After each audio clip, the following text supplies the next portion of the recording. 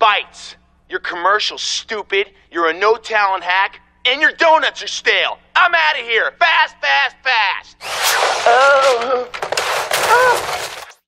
Welcome back to Thinking Critical. This is Wes. Obviously, we promised this on Wednesdays this week at Batman. We're going to talk a little bit about Fear State and go in a little bit deeper on the issues that I have with the event itself, with the Batman aficionado himself, Josh McDonald from PopEyeCulture.com, and contributor to BatmanNews.com. How you doing, Josh?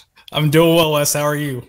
It's been a long day. I mean, look, man, it's only like 2 a.m. You only have like a newborn child. What do you mean it's been a long day? Come on. It's been one of those days, man. It has been one of those days. I'll agree. We are getting started a little later than we expected, and that's my fault. But I'm happy to be here. I'm ready to talk some Fear State. I just have some issues with the event. Now, I haven't loved what James Tynion's done as far as the pacing of his Batman within Fear State. Now, that's fine, but this is encompassing the entire Bat family. Yep. So it's encompassing a lot of other writers. You know, we even got a Fear State specific story in Urban Legends from Melissa Wong, I believe it was. We obviously we got the Nightwing series in there, Catwoman's in there, I Am Batman, and it feels like we are getting not just different perspectives on Fear State itself, but we're getting different interpretations of the story. I feel 100%. Like I'm reading fucking Syriana or something, where you're intentionally, when you watch that movie, you're supposed to be so confused you don't know what actually happened. Yep. That's what I'm getting here. Like in James Tynion's Batman, Nakano's the bad guy. Yep. Well, Saint Nakano. Yeah, two of them. They're the bad guys. Yeah. You go over there to Detective Comics from my goodness, I forgot. Tamaki. Mariko Tamaki. Nakano's not the bad guy. He's being manipulated and used, and the bad guy is Saint. But he and Scarecrow are on different agendas. Yep. You go to I Am Batman, and it's not Saint that's backing the Magistrate. It's actually Lucius Fox and apparently Wayne Enterprises that are backing the Magistrate. Yep. And he's saying that the Seer is the real problem. We haven't heard the Seer name in Batman or Detective, I believe. It's only been in this comic and then that Urban Legends. Yep. Seer's the real problem, and Jace Fox says no one else realizes that Seer's the problem, and he needs to go get Seer. But then in Nightwing, the previous 2 weeks before, at the end, Nightwing and Oracle say, Seer's the problem. We need to go get, well, I guess it's the anti-Oracle in that story. We're going to talk about those two in a second. Yeah. Batman Urban Legends, we've got Batwoman and Red Alice that are going out to find the Seer that apparently, according to Jace Fox, nobody knows about. Yeah. This whole thing is just a mess, like across the board, a mess. So I'm right there with you. I think, you know, early on, I was excited for this because it seemed like there was some synergy between the books and it seemed like it was planned and everything kind of seemed to fall in line. And the main difference that you could tell was mainly artistic. And it was that Tynion's book felt very futuristic and vibrant and bright and neon. And, you know, you've got cybernetic people like Miracle Molly. And then when you went to the other titles, it was way more grounded in street level aside from... Detective is way grittier with, with the art from Dan Mora and Victor Bogdanovich. Absolutely. And then you have Catwoman as well. Catwoman and Detective, they feel like they're in the same city at the same time. And then it's like Batman feels like it's completely different. And then even Nightwing feels a little bit off. Like it doesn't seem like it fully fits in there. And then you have I Am Batman that I'm sitting here going, when in the hell does this take place? Because there's like Fear State Alpha set it up as if like, okay, this is where Jace comes into play. And then you had I Am Batman #1 from last month where he mentions Batman's been gone for 6 years. And it was just, for me, it's all over the place. I have too many questions that it's hard for me to enjoy the story. Yeah, it gets really confusing, and I'm with you. I was all on board. You need a horror theme, Scarecrow led. Yep. You know, Batman family crossover event. Hey, I'm all for that if it's well executed. You know, a bunch of characters I like. Scarecrow as the main antagonist. If he wasn't doing City of Bane or Joker War, cool ideas. Let's see what we can flesh out here. Agreed. Just the general concept, I'm gonna say I like the general concept. When Fear State Alpha came out, even though it was a repetitive book, I like that they kind of put all the cards on the table of saying, here's the platform for where we're going. And I liked that Saint went to Scarecrow because he knew Scarecrow had this idea that would push Saint's agenda. And they put it into place, and, you know, they started using pretty much fear mongering. And it wasn't necessarily Scarecrow using his fear toxins. It was just perception and reporting, honestly. But they kind of started working, and then, you know, Scarecrow kind of turned on him and started pushing his own agenda further. So I thought that setup was solid, and I was there. Everything that's kind of come since then, it's either taking too long to develop or I'm just not feeling it. Yeah, there's just so many plot points and you know, overarching themes that should be transitioning between the books that are completely at odds with each other. That makes it a really not only unenjoyable read, but so confusing to actually, you know, grasp exactly who's going on with what. Nobody else in any of these books has mentioned Lucius Fox as being one of the main antagonists to the story. But if you go to I Am Batman, he's the man behind everything. He is, because Jace even mentions, like, my father's funding all the pretty much the Peacekeeper army that's out there, and he's talking about how it's his father's tech. It's just, again, it's so confusing. And then also, just to kind of touch on the magistrate and the officers that they have, like, some of them are actual officers in suits, and some of them are just androids, and you never really know which one's which. So sometimes they get to blow them up and it's fine, and sometimes they're not blowing them up, but I don't know how to tell the difference between the two. It's strange. And I think if they would just blatantly label when this is taking place, it would take away so many of these questions. Because from my perspective, it feels like Detective Comics is taking place a little bit before Batman. Like, all this stuff with Nakano and all this things are taking place, and then he'll eventually get kidnapped by Scarecrow and things fall apart. That's kind of how it seems. But then you have contradictions, because, like, the King's Court or whatever that was introduced in Detective Comics, they're apparently the Seers people that they called. So when we saw them in Detective, we're trying to figure out who they were and where they came from. But they're the moral authority, and I Am Batman, that's the Seers people. Yeah, well, I just, like, at the end of I Am Batman, it was like one of the last pages in I Am Batman #2. They referenced them as the King's Court, and I didn't know if that was a play on words or a reference to Detective. But yes, holistically, I think the media is referring to them as the moral authority. It's just so damn confusing, man. Like, I think you're right. I think these are being released out of order, and they need, like, a checklist. Yeah, on how to keep these. But they're not releasing more than 1 or 2 a week. So no. You would think it would be easy. Yeah. And you know, I will say Jessica Chen, she's one of the editors for DC.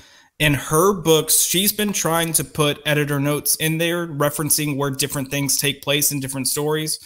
But we need an editor's note saying, or just narratively saying, you know, this is 6 months after A-Day, this is 2 years after A-Day, this is 6 years after A, whatever it's going to be.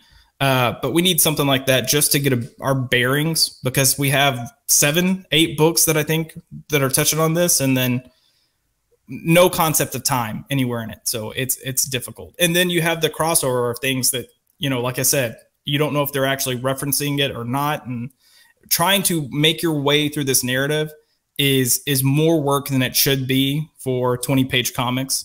And this is why when I write my reviews, I always bitch about writers not working their stories. Like, you've got to think of the details. And it's basic writing. But if you can't answer who, what, why, where, when, or how, then you didn't do a good job writing your story. And the when and the how is just constantly coming up with question marks. And we know, I believe it's Ben Abernathy is the group editor of Batman, correct? I believe so. Last time I heard, I believe it was still him. And we have heard, you know, we know that the editorial staff at DC Comics was pretty much ravaged by a few rounds of firings and stuff. Yeah. And I definitely, you know, you get the feeling that it's kind of playing a part in this, that maybe DC Comics can't execute at scale this kind of story because of the amount of support they have behind the creative teams just isn't there to make everything flesh out right. So unless James Tynion himself, you know, it's his story, is really the one keeping everything like in order and reviewing and saying, okay, this makes sense, you need to change this, it almost, maybe it's an impossible task. Agreed. It feels like, you know, I don't know if they've had little like Zoom meetings to all kind of get together and talk, but it doesn't feel like they have, and it feels like the writer should. But what it feels like they're doing is playing a game of telephone, where James is relaying his message to potentially Ben Abernathy, the group editor, and then Ben's relaying it to the other editors that are overseeing each of the books, and that they're then relaying it to the writers. And it's just like, I feel like the details that would make this tight are getting lost in translation, and that's what's given us what we have now. Normally, back in the day, you know, pre-shutdown and all that kind of, and all the firings, we know they would do like an annual or maybe a biannual meeting every year, 2 years. Everyone would get together. This is what we're going to do, and these are the big focal points. Yep. And you know, essentially, Fear State would have been mapped out. Like this is how it all goes through, and this is how you're going to fit in. Oh, you want to do this, and you know, it would have been mapped out. And you can just see that the legwork and the ability to do that, just, it never happened. They clearly never had that meeting. Yeah, no. Again, you got to work your stories, and yeah, they used to have summits, and I understand why they're not getting people together right now. I mean, I get it, but we're living in the 21st century. You can still get people together without physically bringing them together, and even if it's a like quarterly Zoom call, like you can get so much done, and you know, help make sure your books are aligned. But it's too many hands in the pot, too many things moving, and I don't think the right hand is communicating with the left hand in a lot of ways. Ben Abernathy needs to have an agenda, call up a meeting, and be like, these are what the things that we're going to flesh out in 3 hours, most important to least important. And you try and knock them out. That's what being a team leader is all about. Definitely. And again, like I do think editors are stretched way too thin right now. So I don't want to say it's just not him doing his job. I don't think he's able to do his job as well as he needs to do his job. Well, you think about the Batman line, it's freaking massive. 40 comics. Yeah. Yeah. I mean, and it's one of the things that we were talking about at Batman News, you know, like just our comics group that does the interviews, or I mean, the reviews and sometimes interviews. There's just a handful of us, and this is not our day job, and we do get a paycheck, but it's not a massive paycheck. It's very minor. But we went from having like 20 books between like the 5 or 6 of us to trying to cover 50 something books between the 5 or 6 of us. And it's just way too much. You know, if it's way too much for us to manage, it's way too much for somebody else to manage. If it's a single guy trying to oversee everything. So I try to go light on the editors right now, but DC as a publisher, they need to step in. They need to do something. Absolutely. And I understand what you're talking about. You know, we do This Week in Batman. We try to cover all the Batman related titles. A lot of the weeks we can't. We have to cut some out. This week we couldn't cover Gotham Future State. We couldn't cover all the stories in the Batman Urban Legends story. Yeah. Pennyworth, not even a consideration. No. Batman and Scooby-Doo, no time for it. If we gotta love Scooby-Doo though. If we did everything Batman related, even the fringe titles, like the Justice League titles and stuff, we would have a 3-hour show every single Wednesday. And I don't think, even though we get to close to 3-hour shows for comics aficionados, and I think people love that, I don't think anyone wants a 3-hour Batman show every single week. I think they'd be like, all right, we're good. We're good. There's only so much Batman, and you know, if you try to include the news within the comic books, my goodness, oh man, I hope nothing happened. Yeah, right. Yeah, so I feel for the editorial staff. If I'm feeling it as a YouTuber that's, you know, kind of excited about this, we cover Batman because we love the character, we love Gotham, we love the associated characters. But it must feel even more burdensome for them to try and execute something like a Fear State. Oh yeah, I mean, you know, they're stretched thin. I feel bad for them because I you know, as much as we talk about how people don't do their jobs well or people could do better, and I completely think that they could. I think a lot of times when you're in situations like this, you know, you're not doing your best work, even if your work isn't great to begin with. You know, you're not doing your best because you can't do your best, and that just sucks. Like, you don't feel good about what you're doing. You don't necessarily feel good about what you're putting out. But then you're trying to be positive and push it. It's a tough situation for them. And I definitely feel for them. I kind of feel for the talent as well, because I think they're potentially releasing their books and then looking at the other books going, this doesn't line up, or I wish I knew this, or, you know. Things that wouldn't be a criticism if it was a standalone story or whatever, become a criticism because you're trying to read it in order. You're like unto itself, this isn't a problem. What you're reading in I Am Batman, this was probably the best issue that they've had of the series. There's some really good elements to it. 100% agreed. But they completely clash with other books. They completely clash with other books. That timeline, they need to just get it sorted out. So if you're a DC editor or you work for DC and you see this, just put editor notes on when this is taking place. Use A-Day as a reference. Is it taking place before A-Day, 6 months after, how many years after? They'll clean up so much nonsense, and I think get more people on board.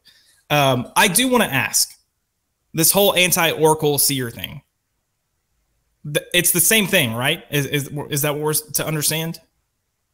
Yeah, it's the green face that's spreading misinformation throughout Gotham. Yeah, so you got anti-Oracle, and then when they were doing Seer, they were doing like yellow text boxes. So I mean, it blatantly feels like the same thing. So if it's different, I think that's stupid. But also, let me tell you how it comes across. It comes across that they started calling it anti-Oracle, and then someone at some point would be like, "Oh, you know, it'd actually be a really cool name for this, the Seer." And they're like, "Oh yeah, let's change it mid-story." Or maybe it got to John Ridley and he was like, this is all right. Anti-Oracle's the lame name. You know what would be good is the Seer. Seer. Yeah. And he like sent maybe a note to an editor that was working on this other book in Batman Urban Legends. Like, that is a better name, but they forgot to tell anybody. Agreed. I will say, because I've knocked John Ridley so far during this whole process, and I know I touched on it when we were doing This Week in Batman, but I do think he's finally delivering to a degree that I was hoping and expecting for. And I hope it's not a one-off. I hope he continues to build. It's almost as if this is the story he wanted to start with, and then the others he just kind of had to fill in to get to this point. Yeah, so that one definitely took a step up this week. But in theory, Batman Fear State should be, pretty darn good, enjoyable, even if it's not the most intense, thought-provoking comic of all time. It should be a spectacle, and it doesn't feel like a spectacle. At this point, it kind of feels like work, Josh, and that's really one of my primary concerns. Like, the reason it's not as enjoyable as it should be. I'll let you have the final word on Fear State. I mean, look, I sound like a broken record, or I'm beating a dead horse. My whole thing is just plan, communicate.